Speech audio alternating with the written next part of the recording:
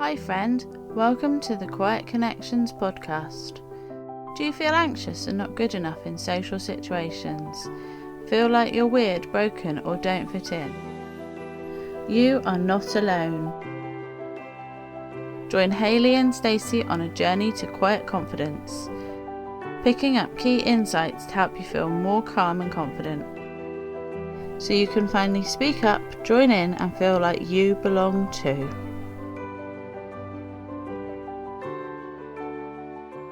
Hello and welcome to episode 5 of the Quiet Connections podcast. I'm Hayley and I'm joined by Natalie Brunswick, who is a mum, an occupational therapist, a psychotherapist, and she helps parents who are highly sensitive themselves or who have highly sensitive children. And we're going to be diving into what it means to be highly sensitive, how we can deal with overwhelm as a parent, what might be going on for both a child and us when their behaviour is challenging, how we might begin to respond differently, and most importantly, this conversation is full of so much reassurance for you as a parent. You don't want to miss it.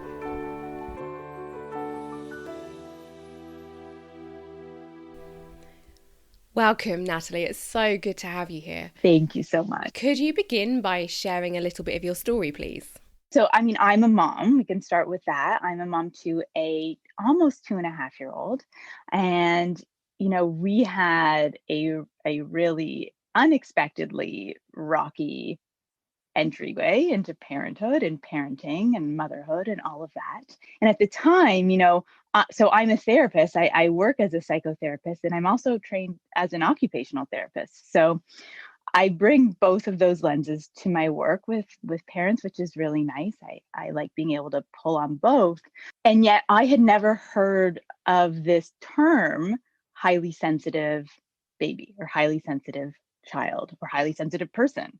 I had never heard of that. So, when this little human came into our world, who was a very dysregulated baby, screamed a lot, was very hard to settle, just like could not leave the house, couldn't get him in the stroller. He had tongue ties and reflux and colic, and I felt like everything, like as short of actually having a diagnosable medical condition, was going on with my son in those first few months. So it was really hard. But I think when I finally found that word, I think he was around 4 months old. So that's when most parents start to look into sleep training because everyone they know is doing it. And so in that process of going down this rabbit hole and realizing like these methods that are very mainstream were not working for him. Like he was never drowsy but awake. He would never fall asleep out of our arms or without being fed. Like there was no getting him down into the crib. And so I stumbled upon this literature on the highly sensitive child. And that sort of expanded and opened up a lot of things for me in learning how to relate to my child differently, but also in being able to give myself a lot of self-compassion for the fact that this is actually a different journey than other people find themselves on, and it is quite hard. Yeah, so you had this tiny dysregulated baby that screamed a lot and was hard to settle and soothe. And for the listeners, what we're talking about when we say dysregulated is the nervous system stress response, which we were exploring back in episode 2. And this is when our bodies are sending us messages saying, I'm not safe, and we might go into fight, flight or freeze mode. But for a baby, our primary response is to seek out help and security from a caregiver. And they do that through making a noise. So Natalie, what was this like for you as a mother? I came into parenthood with this really rich background as a clinician. And I still was completely thrown off course and completely lost my bearings and had all of those same thoughts that a lot of parents do, whether you have a highly sensitive child or it's something else, because there is always something else. There was a lot of self-doubt and a lot of just feeling like I was failing him. I was like, what's wrong with me? Why can't I do this? And so the reason why what you do is so important, the reason why all these online communities are so important, and just having these spaces for parents is because we need to have those spaces to connect, especially when we're going through an experience where we might not have other people near us physically who are going through that together. So that's why I got online and started like posting on Instagram and doing all of that stuff, because it's something we need to sort of talk about and connect with each other on. Yeah, I totally agree, Natalie. And I mean, thank you for sharing that, because I'm convinced that every single parent listening can relate to the worries that you're not good enough, those fears of failing, and all of that self-doubt that you've just described. But actually, it's something that's often just not spoken about. Mm-hmm. So for some of us, our stress response is more easily triggered than for other people. And we know that this can occur through experiencing adverse childhood experiences known as ACEs, which can teach us that we're not safe as we are or where we are. And we've covered this in episode 2. But the sensitivity could also be because you were born highly sensitive, which is what you're describing here with your child. And research tells us that 1 in 5 people are highly sensitive, and I would definitely include myself in this figure. So do you also consider yourself to be a highly sensitive person, Natalie? It's an interesting question. I've thought quite a bit about this. So according to my mom, I was not born like my son. So I did not come into the world like with the same sort of sensitivities that he has. I was a really easy baby. I slept a lot. So right off the bat, like it doesn't seem like I came into this world as a very highly sensitive child in the way that my son is. Like he's like on the extreme end of the spectrum if we're talking high sensitivity. But I think along the way, and here's the thing with high sensitivity and trauma and toxic stress and all of that. And Elaine Aron talks about this, Elaine Aron being, the lead researcher on highly sensitive people, will say that, high sensitivity can also be exacerbated by trauma. So if you're someone who's born as a highly sensitive person, you're much more sensitive to stressful experiences in your environment that can lead to symptoms of trauma or can affect you more deeply than, let's say, a sibling who is not born with the same sensitivities as you. And in that same effect, a lot of the symptoms that we see with trauma or growing up in a house that has a lot of stress and having a high ACEs score are quite similar to what we see with high sensitivity. So we see a lot of dysregulation, we see hypervigilance. There's a lot of stuff that we see that they're really quite similar. And I think the lines can get quite blurred between the two. That's just me. And I think there is a real interaction between them. So I would say I definitely wasn't born as highly sensitive as my son. And it's hard for me to know exactly what I was like at that age. But I think through, I have an ACEs score of 4. So for anyone who wants to go Google that, you can go for it. But there was a lot of stressful experiences in my childhood that in many ways could have molded me into a more highly sensitive person if you want to look at it through that lens. And so to take that even further, that could have then shown up in my son through epigenetic changes. I'm also married to, grandchild of Holocaust survivors. So there's lots of stuff that could have been inherited by my son that would have led it to be being expressed in a more extreme way with him. This is fascinating, that potential overlap between ACEs and high sensitivity. Okay, so I want to dive more deeply into what it means to be highly sensitive, because I actually think that this will be a new term for many of our listeners. Mm-hmm. Would you mind talking us through this, please, Natalie? So Elaine Aron is the woman who really brought this term into being, and she is the lead researcher. And so a lot of this research comes from her. And so according to her research, there are 4 main ways that high sensitivity shows up. Okay, so the first one is called depth of processing. And so this just means that, highly sensitive people are always taking in a lot of information, that's going on around them, but they're thinking about it really deeply. Okay, so they're assessing everything, they're analyzing things. So we're processing things at a certain depth that other people might not be. The next trait is called it's overstimulation. So this is one that is probably the most obvious with our little highly sensitive babies. And overstimulation is really this idea that we're more likely to get overstimulated, more likely to get highly aroused or dysregulated by stimuli. And when we're talking about stimuli, we have internal stimuli. So the process is called interoception. So this process of noticing what's going on inside of our body. And then there's the stimuli outside of our bodies. Okay. So everything that's going on around us.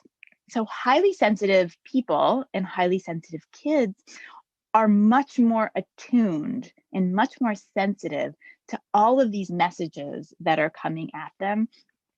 And to some degree, the way I see it, because I am a trauma therapist, and so I see everything through this lens, which is like we have to think about it almost like the stimuli is coming in and the brain is saying like, this is dangerous. So, a little baby who's having like gas pains or has a new tooth coming in, some kids are totally unaffected by that, right? Some kids, like parents will say like the tooth pops up, they had no idea it was coming. And other kids who tend to be more highly sensitive kids are incredibly affected by this pain. It disrupts their sleep. They don't want to eat. And so on some level, the body is experiencing this pain as somewhat like unsafe, as somewhat dangerous. Okay. It's highlighting this experience for them and saying, pay attention to this. So that's the overstimulation piece. And so that really is the trickiest thing with our little highly sensitive babies, because they get so overstimulated and their nervous systems get so dysregulated, they need a lot more help from their parents to down-regulate, to co-regulate, to bring them back down to a state of calm. So they might need like to always be feeding to sleep. The sucking reflex turns on our parasympathetic nervous system, puts us into that rest and digest state of calm. They might need a lot of sensory input in the form of like bouncing and rocking or shushing, that auditory stimulation, singing. So these kids just need more help from us to regulate and to compensate for that tendency to get overstimulated. And we will see this in bigger kids too. It'll just show up differently. So the next one after that is called emotional responsiveness or empathy. And it's actually really cool. This one is super cool. So they've done brain scans of highly sensitive people, and they actually show that the highly sensitive people have more active mirror neurons. And these mirror neurons, does this relate to you being able to feel other people's emotions? 100%. So that's where it goes. Yeah. So essentially, mirror neurons are these neurons that we have in our brain, which is where all our neurons are, that are a tool to help us actually learn through imitation. So what happens is when there's like a little baby or a child who sees, you, let's say, using a spoon to eat your soup, there's a neuron that's going to fire up in the baby's brain that's almost like the brain is doing the action, even though the child is not actually doing it. So it allows for this mirroring of what we're seeing, and we learn through that process. So if we're talking about empathy and highly sensitive people, if somebody is feeling really sad, the part of our brain that is related to that, and the mirror neurons in our brain that are related to that, will also light up, and we'll feel that. We will feel that pain. We will feel that sadness. So highly sensitive people are really hardwired to just feel things more deeply and really perceive that in what's going on in the people around them. It's bringing up the kind of image of like, if I'm watching the telly, I cry at everything. Uh-huh. Yeah. And then from the perspective of a parent, I guess when you are seeing your child struggling, you're experiencing that within yourself much more deeply. You're feeling those feelings. And then, like you say about overstimulation, as a parent, I guess you're feeling overwhelmed an awful lot of the time, especially when you're parenting a child who is more sensitive and needs more input, and they're crying out for that extra input that maybe you don't feel like you can give them. Mm-hmm. Yeah. So if you have more of those mirror neurons and your child is, let's say, throwing a tantrum and they're expressing like rage, right? That means you're going to have more of those neurons firing in you that are actually going to mirror that emotion that your child is feeling. So it's going to take you more energy and effort to regulate that than someone who's not highly sensitive. Yeah. So it's a lot of work parenting as a highly sensitive person. Like it requires this like being thrown to the extreme and constantly bringing yourself back, which is it's exhausting. When we were preparing for this interview, we put some questions out to the community. And one of the things that came back was that people were feeling really overwhelmed. Mm. And also there was a lot of guilt that the parents are responding not in the way that they want to, but the way that their bodies are just responding in the moment. So what is it that's happening in those moments, and how can people kind of press pause and think about doing something differently? Hmm. Well, the truth is there's a lot happening. So there's no simple, this is exactly what's happening. But before I answer that question, I just want to mention before I forget, because we didn't talk about the fourth one, but it relates to this question. So the fourth trait of the highly sensitive person is that they're sensitive to sensory stimuli. So it's very similar to that second one we talked about the overstimulation. But just this idea that highly sensitive people are much more sensitive to a smell, a change in the environment, noticing how somebody moves, noticing a facial expression, noticing or the sound, right? So we're going to come back to what you just asked me, which is if a child is throwing a tantrum, that's sensory stimuli, okay? That's a loud noise. And so that is a trait of a highly sensitive person, is that you are more sensitive to that. And so I know that from my experience, when my son screams, it affects me more deeply than it affects my husband. And so I can speak to the truth of that. Like there is something about that just on a sensory level that it is quite dysregulating. So if we're going to talk about why this happens, why do I get overwhelmed? It's multifaceted, right? So there's on a pure physiological level, my body is reacting to the sensory input. It's reacting to the noise. It's throwing my whole system off. And if we talk about like window of tolerance, so to give your listeners just a brief little intro to that, like the window of tolerance is essentially this optimal zone within which we're able to act like rational humans. But it's like this, it's the optimal zone in which we're able to stay regulated enough to use our prefrontal cortex, to use our rational mind to say to ourselves, my child is just throwing a tantrum, I'm safe, everything's going to be okay.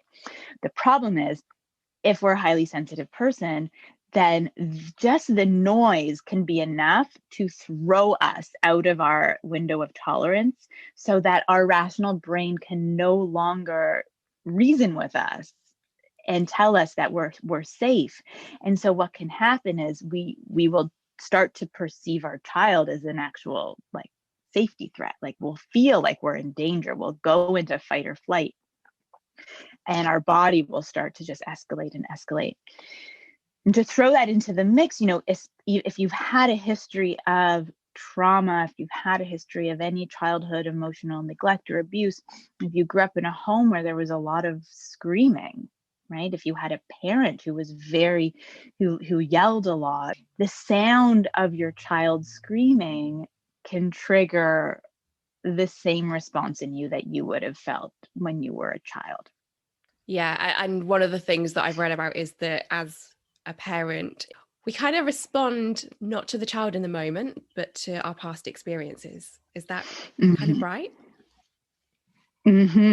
I think to a large degree. I think it depends on where we are in our window of tolerance. Yeah. Right. So I think when we get bumped out of our window of tolerance, we tend to revert back to like our primitive brain, our limbic system, our survival brain will turn on and guide how we react. And those reactions, coupled with, are very much related to our attachment. Okay. So what kind of attachment style did we develop growing up is going to impact how we, where we go with our child and how we interact in those moments. And then there's the thoughts that we endorse, right? So what's the story I'm telling myself? Okay. So there's the ways that my body learned to react to loud noises. There's a way my body learns to react to danger. And yes, we learn a lot of that in childhood. But there's also the narrative. So what am I telling myself about what's going on? What am I telling myself about what my child is doing? Why my child is doing what they're doing? Is the story that my child is manipulating me? Is the story that my child is, pushing my buttons? Is the story that there could be many stories that we are telling ourselves. And those stories can be coming from our childhood. So, I know for me, if my child throws food on the table, okay, if he throws, that is incredibly triggering for me. And I'm like, my husband's always like, why?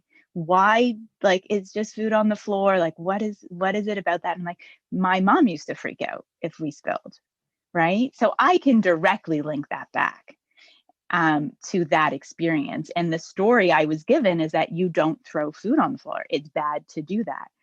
So we continue to endorse a lot of these stories without thinking about it, right? So it requires that we really take a step back and look at those thoughts and think, well, does it really matter? Like, if he throws food on the floor, why does this bother me so much? Like, I can just clean it up. Is the fear that he's going to grow up into this child who's never going to obey any rules and he's going to, right? Like, so these stories can kind of run amok. And usually they're very unconscious and we don't even know they're happening. Yeah, of course. I guess one of the telltale signs is in the language that we use. And on that point, we've had a question that says, how can I manage my child's behavior when they're not listening and they want to argue with me and they cut me off from what I'm saying? So that says to me that there's a story going on about, the child is doing this on purpose and it's like the child is kind of attacking me. So what would you say to that? Yeah, I mean, so little kids, just to answer the specifics of that, their executive functioning, their prefrontal cortex is not developed. Their attentional systems are not developed. So they're not very good at like paying attention and like not interrupting or like following a train of thought. They're just not, it's not fully developed yet. But I think what's going on there is probably there's this feeling of not being seen or heard by our child. And that is usually triggering a feeling in us of not having been seen or heard by our own parents growing up. Yeah. And so it's recreating that same feeling, but now it's happening with our child. And this is really normal. This happens to everyone. Right? We recreate these patterns because we learned how to be in relation with our parents, and being a parent is a relationship. So even though we can rationally say it makes no sense, why would I expect my child to, give me the same nurturing love and respect that I would have expected from my parents? It doesn't matter. That primitive brain, that brain that just wants to like be held and feel seen and feel connected, still goes into that place of shame and wounding when our child reacts in those ways that are similar to how a parent might have treated us. Yeah, I think you've really touched on something there, that a lot of the people within our community have experienced that sense of not feeling seen and not feeling heard, and almost like for me personally, it was like my parents expected me to be quiet, be still, don't touch anything, don't make a mess, don't be too noisy, don't be inconvenient, basically. And I can see in my own sort of triggers that noise is triggering for me, mess is triggering for me. And I can absolutely relate to what you're saying about it takes a lot of work to manage that and not put that onto somebody else. Yeah, it's a lot of work, and it really requires that we take the time to do that work. But it's not easy work. As someone who lives it every day, I'm actively engaged in this work on a daily basis, and it's hard. And you're not going to get it right. Like, you're not always going to get it right. Right. So like the good enough parent, the famous good enough parent idea is like you only have to get it right 30% of the time. That's it. To be like a good enough parent, you just have to kind of meet their needs, help them feel seen and heard 30% of the time, and they'll turn out fine. So I feel like we can manage 30%. Okay, that feels really good, because I think what I most want to get from this conversation is that sense of reassurance for any parents or would-be parents who are listening, and who may have heard our second episode where we're talking about our theory of how we develop social anxiety, basically, and that it comes from the messages that we're given as a child, and we learn that we're not good enough, and it comes from intergenerational trauma, like you were saying, and it's, you know, the messages are passed from one generation to another and another, and we parent similar to our parents with the messages that we've learned. And I think it can be really scary when we realize that, oh, you know, I've learned this from my parents and I don't want to be passing this on to my children. So how do I make that break? And I guess it's really hard, and it may not be possible to completely change that cycle. You know, we're just starting the ball rolling, and we're going to make those small changes, and then it's up to our children to make more changes and to continue. And it's just about having that awareness and open conversation, I guess. Yeah, I love that. I think of it like the Olympics, right? It's like we're running a little stretch and we pass the baton onto our kids, and then they're going to do their work, and then they're going to pass it on to their kids. Like you can't heal centuries of intergenerational trauma and messaging, and never mind like cultural messaging that we still get, you know, all the time. You can't heal that in one generation, and so we can't hold ourselves to that standard. And I think it's really tricky in this world we live in now, where there's so much access to information.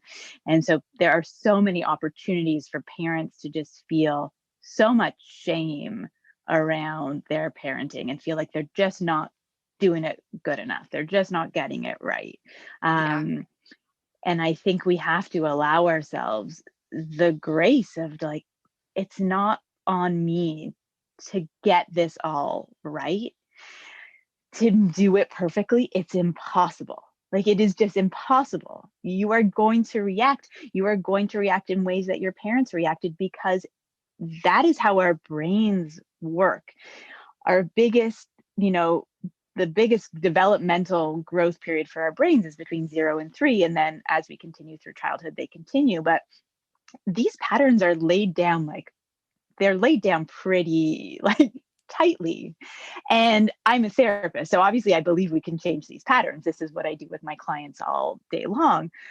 But you're never going to do it perfectly, right? Let's say you're starting from a 10 out of 10 as this like angry, rageful human. You're never going to be a 0. It's just not in your DNA. It's not in your wiring. Like, it's just impossible. But you could probably get down to like a 3 or a 4. Right? You could probably get yourself down to that place where you don't explode as much as you used to. You're capable of showing yourself compassion. And maybe by the time you're like a 90-year-old man, you've gotten down to 0. And I think that is the thing. It's like there is such a preciousness to these little humans, and we feel like we have to get it all right for them while they're little and their brains are developing. And this is such an important part of their development. But healing is a life's journey, and parenting is the most stressful time of your life. So this healing is just, it's not all going to happen in those early years. but you can make the changes, right? So we just have to Mm, learn how to take the pressure off. And the truth is that pressure, it actually makes it harder for us to do the work that we need to do, yeah. because if we do mess up, we're so hard on ourselves, and we go into a place that, because we're now being so hard on ourselves, the next time our child reacts in a way, we're not in our window of tolerance, and we're more likely to react. So the way we talk to ourselves pushes us all outside of our window of tolerance as well. Yeah. What's coming up for me is that probably the most important first step is starting to treat yourself with compassion and Mm-hmm. accept that you might be behaving this way because of things in your life that have been outside of your control. Whilst knowing that you can, of course, make changes now, but you have to be compassionate with yourself for, the experience that you had and the things that you've learned in order to survive within your family when you were younger. Mm-hmm. Yeah. And also, I think there's so much blame from what I hear you saying about some of those letters from the parents, like this idea that it's my fault. And I get Mm, messages like this from moms all the time, worrying that they weren't able, because maybe they had postpartum depression or anxiety, they weren't able to build a healthy attachment, a secure attachment with their child. So there's a lot of blame that gets put on us, right? That parents will sort of see, well, now my 8-year-old is socially anxious. This is my mm, fault, right? And I think the beauty of the highly sensitive research, and I love this research for that reason, is that Elaine Aron really tries to posit it as this benefit. It's a beautiful way of being, and yes, it has its challenges, um, but it is this gift to some degree, and also it is inherited, right? So your child might have come into this world that way regardless of what you did, right? yeah. And so we need to sort of let go of the blame. And like, if you had postpartum anxiety and depression, like, that's also not on you. Like, that's not your fault, right? And if you had difficulty attaching with your baby in those first few years, like, attachment is always ongoing. We're always healing. We're always able to move to secure attachment. That's what therapy is, right? That's Mm, that's essentially what we are doing in a therapeutic relationship, is holding space for our clients to feel like they can learn how to feel safe within a relationship. So it's never lost. Like, it's never like the end of the road. It's not all on you. And there is still so much that can be done, even if a child is experiencing social anxiety at 8. Like, I was a socially anxious kid. You were probably a socially anxious yeah. kid. We turned out like remarkably well. So I think we need to sort of do what we can to support our children without maybe going to that worst case scenario of projecting our own fears around what we went through onto our children. I don't want them to Yeah. go through this, because I know how hard it was for me, but they didn't have you as a parent, right? So they're never going to have the same experience you did. But we can go to that place of worrying, like, oh, I effed them up, and now, like, they're going to have all of these issues that I had, and I'm going to feel terrible. They're Mm, going to hate me the way I hate my parents. And it's just, we go to that place, right? They're yeah. never going to talk to me. They're never going to invite me to their wedding, whatever it is. Um, and so we want to just try to stay present focused with where we are and where they are. Yeah. Presence feels like a really key part of this. Yes, it requires quite a lot of presence, in every way. Okay, so a couple of the questions that we had come in were about what can we do when, as parents, we're separated and the children that we have are experiencing maybe a negative parenting style, negative attitudes, emotional distance from the other parent. And we're worried about the impact that that's going to have on them, and wondering if there's anything that we can do to support them and help them to maybe open up and talk about it if they need to and feel safe in doing that, or just support them to realize that the messages they're getting from that other parent aren't necessarily the truth about who they are as people. Mm-hmm. I think you just answered your question. I mean, I think it is, we can't control what the other parent does, whether we're divorced or not, right? Even in couples where parents are married, there's going to be differences between parenting styles. And people will also often talk about this with grandparents, right? So when my parents or my in-laws, right, they speak this way, they act this way, and it's very triggering. And I think what we need to remember is, what the research shows on resilience in kids is, if we could just pinpoint one thing that every child needs, it's that they just need a single, supportive, consistent, attuned caregiver. Just one, right? So all of the research we see, like sometimes kids both of the parents are absent or not capable of showing up for them, but it's a grandparent, or it's a teacher, right? It's a teacher at school that shows up for them. So we have to remember that the work we're doing and the way that we're showing up, it's enough. It's enough to provide that resilience for them. Because even if it's not a parent, like, they're going to go to school one day, there's going to be bullies, there's going to be, all of these experiences that they're going to come across that are going to be really hard for them. And so as parents, we don't want to shelter them from any of these difficult experiences. We want them to be able to experience the hard stuff. I mean, to a degree, some stuff we don't want them to experience, but within reason, we want them to experience some of that difficult stuff and know that we are a safe place that they can come back to process, to talk about what that feels like, to talk about what it means, and to explore what all of that comes with that.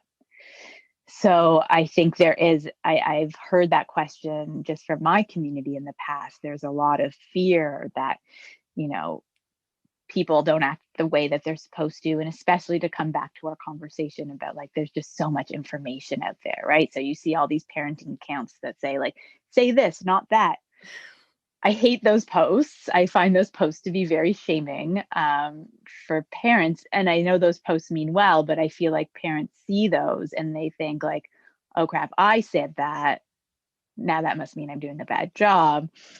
Or when they say the thing that the post told them not to say, they remember that the post said they're not supposed to say that. And now I'm feeling all this shame.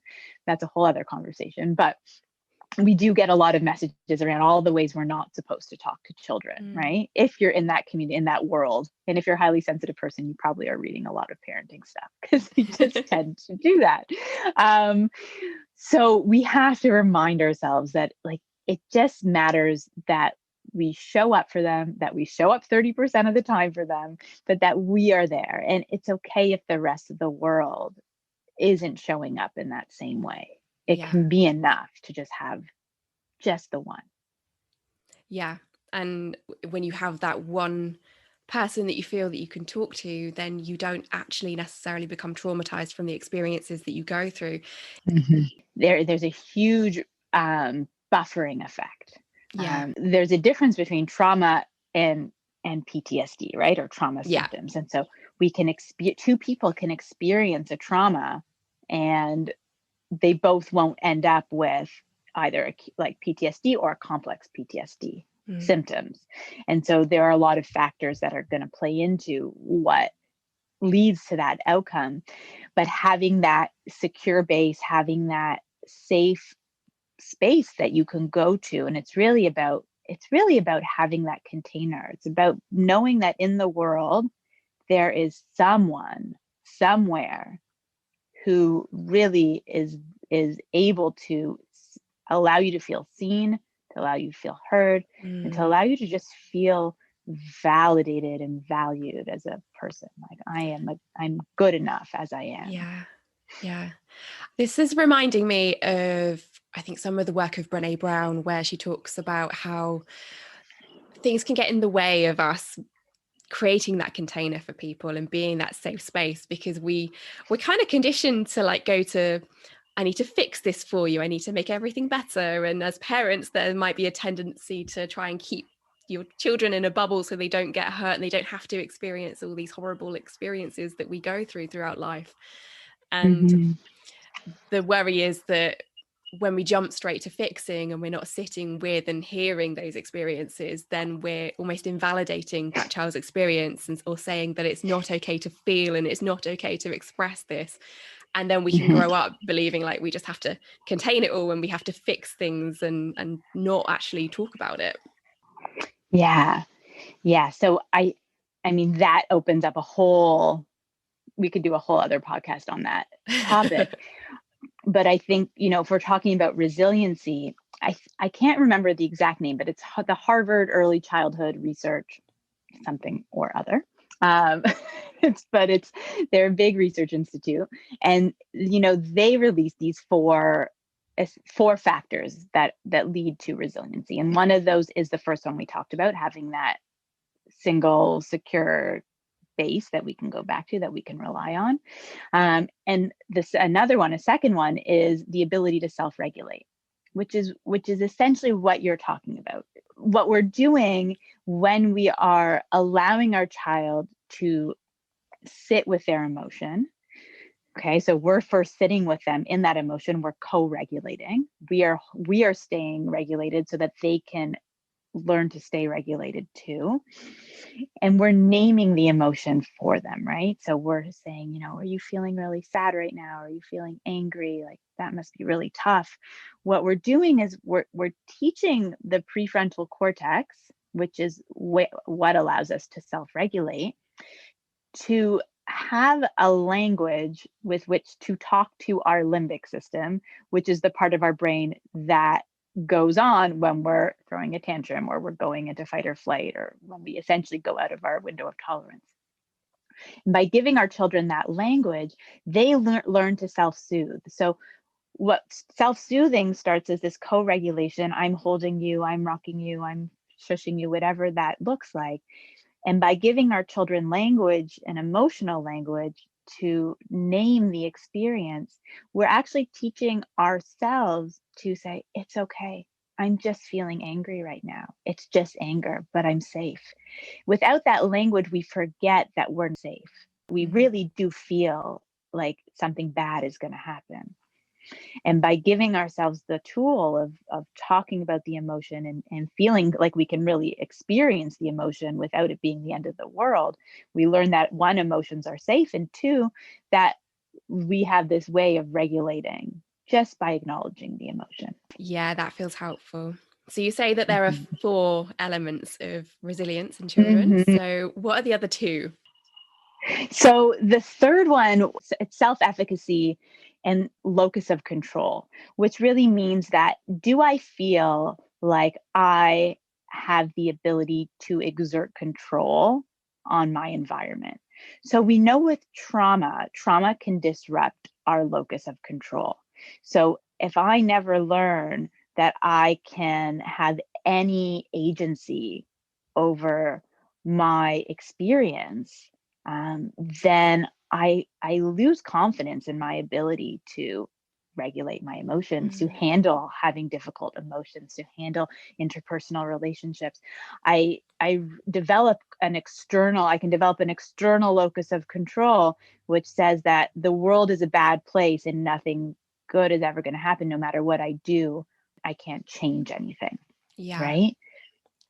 Likewise, we can also go the complete opposite end and develop a very strong internal locus of control, which means we're holding on very tightly to, like, I can't trust anyone to do anything. I have to be in control all the time. I'm the only one that can make sure this happens, right? Yeah. So what we want is a balance between the two. Yeah. How might this show up in parenting? So my instinct is to go to talking about sleep, but I know this is such a tricky subject to talk about because sleep training, it's rife with lots of opinions, this conversation is. But I think what you'll find from a lot of therapists will say sleep training is not great. And it's not great for highly sensitive children. For some children, it works fine. But the reason why I want to bring this up is because what a child learns when they call out to you in the middle of the night and you show up, the child learns that I have agency. The child learns that I have control. I can cry and mom or dad is going to come. Okay. So they learn to trust, one, that if I do something, there will be an effect on the environment. I can affect my surroundings. And they learn all kinds of other things. But that is really where we see that. We see that with crying to get food. If I cry, then food is going to come. So if we have a lot of neglect growing up, we learn that I have no agency. I can cry and cry and cry, and it doesn't make a difference. And so this is why, to close up that sleep training conversation, when we are leaving our children to cry for really long periods of time, sleep coaches will suggest like letting them throw up and doing all kinds of things that are really just quite heartbreaking. The child is learning that, I have no agency, right? I can't control the outcome. And if I'm feeling really distressed, like I have no tools. And so there's a learned helplessness that gets learned quite young in situations like that. So we don't just see it with sleep, we see it with everything, which is why the most important thing when we're talking about that secure base is attunement. So it's that ability to notice, what does my child need and how can I give it to them? Because that's essentially where we're teaching them that they have agency. We're teaching them that they can do something and they can actually control the environment around them. Yeah, and I think one of the things that came up from talking to our community was that it's actually quite easy to question your own instincts because of, receiving criticism or well-meaning advice from other people. And some of our community members actually mentioned that people would tell them things like, oh, you're spoiling her, or you're too soft with him. And so from what you've shared, I feel like it's really important to trust yourself, to trust that intuitive pull that you have within you to respond to your child. And I wonder if there's also a misconception in society that a child is trying to control or manipulate their parents. I mean, I think to a certain degree, that is what, if we're talking like that is what children are always trying to do. They're trying to exert some level of control. It's not that they're trying to manipulate you, right? We want to remove us from the equation. It's not about us. So half of that statement is true. They are trying to exert control, but they are not trying to manipulate. They are learning, like this is their job. They're going out into the world. They are essentially tasked with trying to learn, how do I fit in the world and how do I exist in the world and how do I be in relationship with people and things in the world. And so they are constantly experimenting with, how can I get what I want? Like we're human beings, we're driven by like primal desires mostly. Like we like to think we're highly evolved, but like essentially it's like we want things and we want to get them. So that's what children are doing all the time. Now the goal, like the task of the parent, is to set boundaries, right? And to feel comfortable setting boundaries and to feel comfortable when a child expresses their discontent with you, right? And I think that's the hard part for parents, is when I say no and the child keeps behaving in a way, how do I continue to stay safe and feel regulated and trust my instincts on this while this child is having a meltdown and I'm trying to maintain this boundary? So children, one, need to experiment and need to have the space to try to exert their control. But two, they also need to learn boundaries and learn that they're not always going to get what they want just because they want it, right? And so that's the hard part for the parent, is setting the boundaries, because to come back to bringing things in from our childhood, we're always coming up against that. So if we had really strict parents, there's this thing that we see where parents will kind of go to the opposite end. So if I had these really strict parents, I'll become a really lenient parent. If I have really lenient parents, I might go the other end. So we have to be mindful of what's coming into the equation for us when we are setting boundaries and also when we're struggling with the boundaries. So there is something around like recognize the story that you're telling yourself and question what else could be true. And if it isn't about you, what is it about? Yeah, a really helpful exercise I like to give to parents is, take a minute and sit down and just ask yourself, like, take your journal out or some paper and just ask yourself, like, how did my parents react to me when I expressed big emotions? And just taking the time to sit with that and really understand, one, what are the responses that my parents gave me that are now embedded in me and that I might just be instinctively doing? But also, how did that make me feel? And what is that wounding that I'm carrying with me? What is the discomfort with emotion that exists within me? Because a lot of times, a lot of us are really taught that emotions are not safe.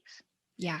So to come back to that question you had before about sitting and staying with the child, generationally, most of us were raised by parents who kind of had this mentality of like, stop crying, everything's fine. Oh, yes. Like, right?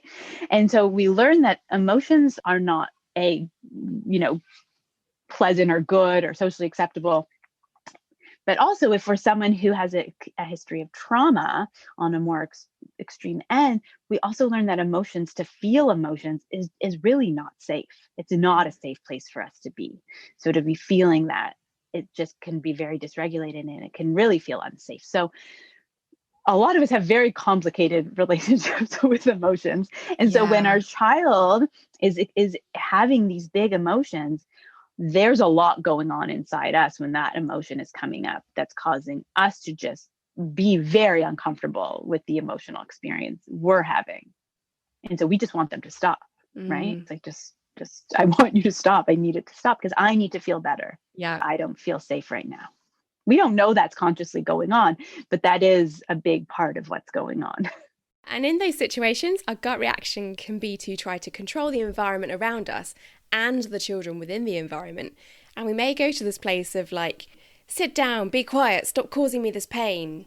Responding to a child in a way that just doesn't feel good, that we don't want to be responding like. Yeah. And perhaps that's because we didn't receive that co-regulation from our own parents that you mentioned is so important for us, Natalie. Mm-hmm. So what if we were to focus internally first? If we could work on regulating our own emotions and nervous system and thought, well, how can I feel better within myself? What can I do without expecting the world around me to change? How might we begin this process? Yeah.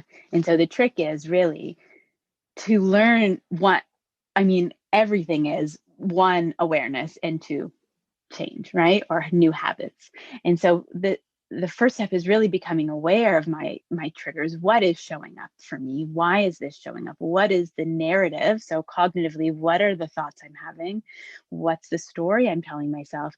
And then two, from a body oriented perspective, what does this feel like for me? Is my chest getting tight? Does my heart race? Do my palms sweat? Do I clench?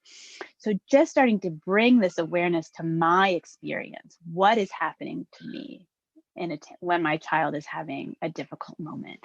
And then being able to implement these tools, right? So how do I stay regulated? For me, does that mean deep breathing? Does that mean putting on music and dancing? Does that mean taking a 5-minute break and locking myself in the bathroom so I can regroup? Is it, so those are more like regulation strategies. And then also, how do I challenge these thoughts, right? So once we have awareness of our thoughts, we can start to then dismantle them and take them apart. Yeah, and this isn't quick work. This might be something that you're working on over many years with a therapist. You might be working with a coach. You might be doing lots of reading around various topics. I think for me, the most important thing is that you stay really curious and, you keep noticing and keep questioning what's going on for me, what might be going on for my child. I'm noticing this is the story that I'm making up. What else could be true? So if you were to leave us with one key message, Natalie, what would that be? I think if I could give parents a message, the biggest and most important thing, if you could do any work, is self-compassion work. It's forgiveness and self-compassion. I think we live in a very difficult time, especially now in a pandemic, where we are like, these are not normal rules of engagement for parenting. This is not how we were meant to parent. And it is hard for the most, the person who came from like the most well-adjusted like home where everything went brilliantly, that like it's hard. We were not meant to parent the way that we parent in Western society, all alone, locked inside with a 6-month-old, a 2-year-old, a 5-year-old, a 10-year-old all day. This is not how we were meant to do things. And so it's not our burden to carry. It's not on us. And so we need to allow ourselves that grace and that forgiveness and that self-compassion to just be human, and just to be doing the best that we can. And then the other thing I would say is find ways to connect. So find communities, find people any way that you can, that can share in your experience. So if you're a highly sensitive parent, find highly sensitive parent groups. If you have a highly sensitive child, find highly sensitive child groups. If you can't find the group, start a group. Like, just find ways to connect, because this is my favorite thing Elaine Aron says about highly sensitive people is that, and highly sensitive parenting, is that you need community.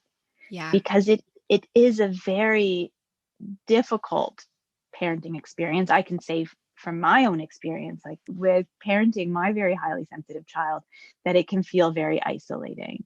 And so we need ways to share our stories, to tell our stories, to connect. And that is so vitally important to just being human in general, but especially to parenting. And this is what you're doing now, right? You've created your own parenting community. So do you want to tell our listeners where they can find you? Yeah. So I started an Instagram account at the beginning of COVID. It's called @the.motherhood.map. Find me on Instagram. That is where I share everything. My website is almost finished, so it will be up soon. And I'm actually running a little like free masterclass in January that's called The Highly Sensitive Family. So if you're interested, just come follow me on Instagram, because that's where I'll share all the details about that. And essentially, it's going to be a space to talk about, what is the experience of parenting a highly sensitive child? What's the experience of being a highly sensitive parent? You can be either. If you want to join us, anyone's welcome to join. But then at the end, I'm going to have a little, virtual meetup for parents who do join, where they can do exactly what we talked about, which is just being able to meet other people, share in that experience, hear what others have gone through, because I am very passionate about the power of story, the healing power of story, for those who share, but also for those who just listen. And so I'd like to create a space. So that's coming down the pipeline in January. Amazing. This is so needed. Yeah, thank you so much. Thank you so much, Natalie, for coming and sharing your insights. And I just hope that everyone listening can just feel that reassurance. And before we go, I just want to reiterate that, like, you just have to be good enough 30% of the time. It's okay. Yes, we just have to be human. We can't be superhuman. We just have to be 30% good enough, do our best, and they will be okay. Yeah, permission to be in the learning process. Yes. Oh, I love that. Thank you so much for joining us, Natalie. Oh, thank you so much for having me. Thanks for listening. You can find the show notes from this episode at quietconnections.co.uk. If you found this episode helpful, then please tell a friend about it or share on social media. With gratitude for the support of the National Lottery Community Fund.